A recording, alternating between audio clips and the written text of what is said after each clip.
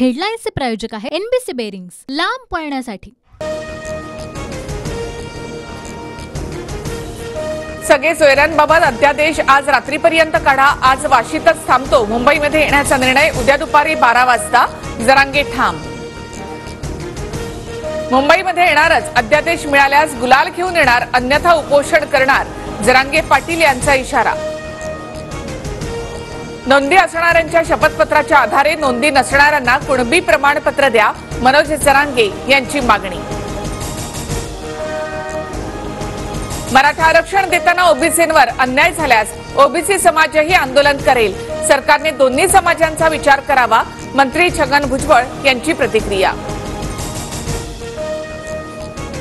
मागणी संविधानाच्या कक्षेत आहे का याचा विचार आंदोलकांनी करावा, ओबीसी नेते बबनराव तायवाडेंची मराठा आंदोलनावर प्रतिक्रिया। शांततेमध्ये आंदोलन करावं, हायकोर्टाच्या निर्देशाचं आम्ही पालन करत आहोत, देवेंद्र फडणवीस यांची प्रतिक्रिया। तर आरक्षणावर चर्चेतून मार्ग काढण्याचा प्रयत्न करणार, अजित पवार यांचं वक्तव्य।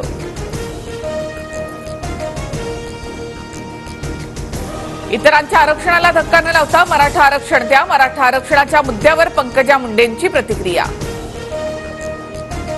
जरांगेंच्या आंदोलनावर तोडगा न काढल्यास मुंबईत हाहाकार माजेल, मुख्यमंत्र्यांनी जरांगेंची भेट घेऊन तोडगा काढायला हवा, संजय राऊत यांची प्रतिक्रिया। मराठा आरक्षणाच्या जरांगेंच्या सर्व मागण्या मान्य, शासनाच्या नियमानुसार अंमलबजावणी होणार, मंत्री दीपक केसरकर यांची माहिती।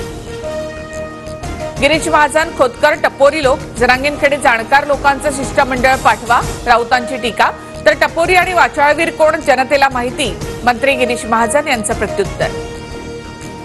पार्थ पवारांची गुंड गजा मारणेसोबत भेट, हे अतिशय चूक, विरोधकांच्या टीकेनंतर अजित पवारांचं विधान, भेटीबद्दल पार्थ पवारांना समजावणार, अशी प्रतिक्रिया। आपल्याला गतिमान सरकार हवं असेल तर अजित पवारांनी मुख्यमंत्री व्हावं, अजित पवार गटाचे नेते दिलीप वळसे पाटील यांच्या विधानाने नव्या चर्चेला तोंड। ललित पाटीलसह साथीदारावर 2,500 पानी दोषारोपपत्र दाखल, पुणे पोलिसांकडून ड्रग्ज प्रकरणात जिल्हा सत्र न्यायालयामध्ये दोषारोपपत्र दाखल।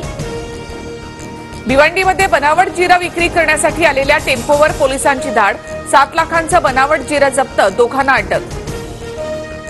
बिहारमधील राजकीय वातावरण तापलं, नितीश कुमार लालू प्रसाद यादव यांच्यातील तणाव वाढला, नितीश कुमार पुन्हा भाजप प्रणित एनडीए सोबत जाण्याची शक्यता।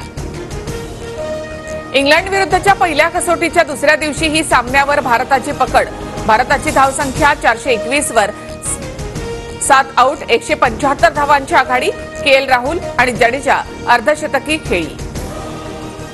हेडलाईन्सचे प्रायोजक आहे एनबीसी बेरिंग्स, लांब पळण्यासाठी।